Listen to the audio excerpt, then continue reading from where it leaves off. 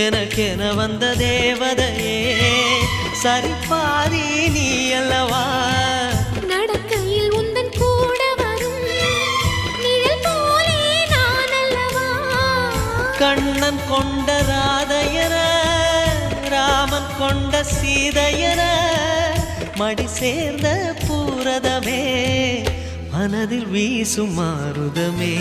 நன்றி சொல்ல உனக்கு வார்த்தை இல்லை எனக்கு நான் தான் மயங்குறேன் என்னுடைய மனச தந்துவிட்ட பிறகும் ஏம்மா